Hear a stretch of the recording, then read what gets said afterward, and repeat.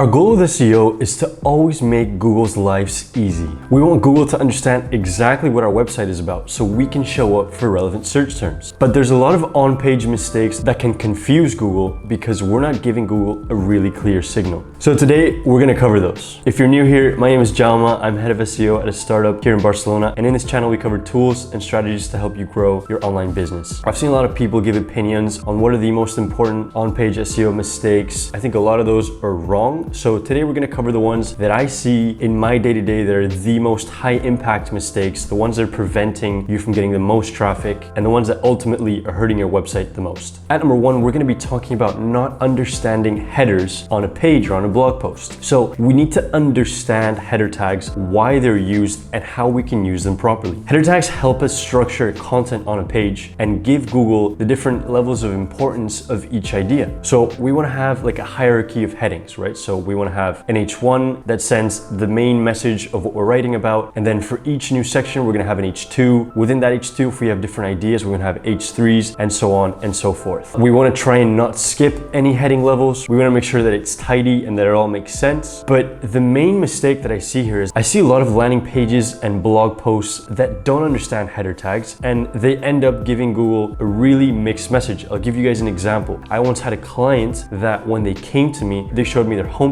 and on their homepage, they had 7 or 8 different H1s. So in theory, we only wanna have one H1 per page and per blog post to show Google that, hey, this is the main idea, and this is the main topic that I'm talking about on this page. If we're giving 6, 7, 8, anything, honestly, anything more than one, we can be giving Google a really mixed message, and it's not gonna ultimately understand what's going on. So we need to be able to understand the content structure of our page for any landing page, for any blog post, and make sure that we're giving Google the clearest signal possible. The second mistake that I see really often is duplicate content. So duplicate content is when we have 2 pages or more of near duplicate or exact duplicate, so exact content on 2 different pages, and Google has a really hard time with this. Why? Because it doesn't know which page to pick. And so Google at the end of the day is trying to find unique content to show for relevant search terms. But if we're giving them mixed messages and we're showing a lot of pages that have the same content, it's not gonna know which page to put on the index. So this can be a problem for us because a lot of the time Google will go out and test different pages to be on the index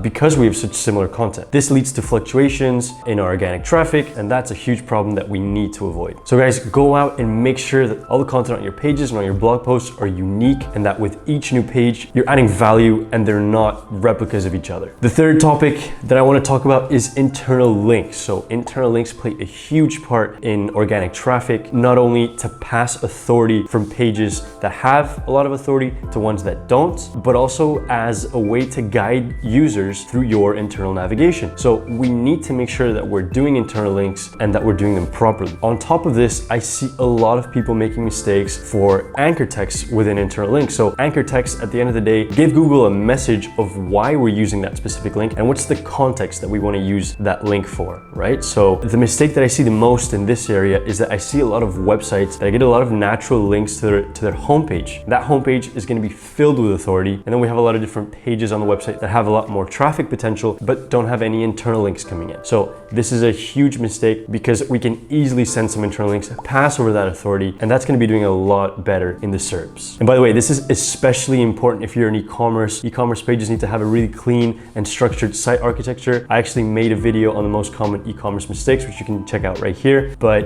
it's super important regardless of what type of website you have. And also, as a pro tip, we can't forget about broken links. So we want to fill out our website with internal links when they're relevant. We also need to make sure that we're avoiding broken links. Broken links can make your user have a terrible experience, and it's a waste of time for search engines. So we want search engines to be crawling our website as efficiently as possible, and broken links don't help us with that. So guys, the fourth topic that I want to talk about is website speed. And I know this is a tricky topic, but we definitely need to talk about it because it's becoming more and more important these days. So if you guys don't know yet, Google recently released a Google page experience update. And so what they're trying to do is they're trying to make sure that people are prioritizing your user's experience on your website. And a lot of that has to do with how fast your website is. Now, I understand how difficult it is to get a website to perfect speed in Google's eyes, especially if you have a website that has a lot of pages, website that has a lot of content, a website that's more dynamic, or even a web app, right? So I understand the difficulty here, and this is why I usually recommend to try our best to make make our website as fast as possible. Obviously acknowledging the user experience and making sure that the user at the end of the day can access and can navigate through our website properly and quickly. But guys, we can't obsess over this because a lot of times it's really impossible to get to that perfect website speed without limiting the functionality of our website. So the fifth topic that I want to talk about is content, because I see a lot of mistakes for this topic because people like to either not put a lot of content or put way too much content. So not enough content is going to show Google that we're not really relevant, that we actually don't know what we're talking about, especially if that user intent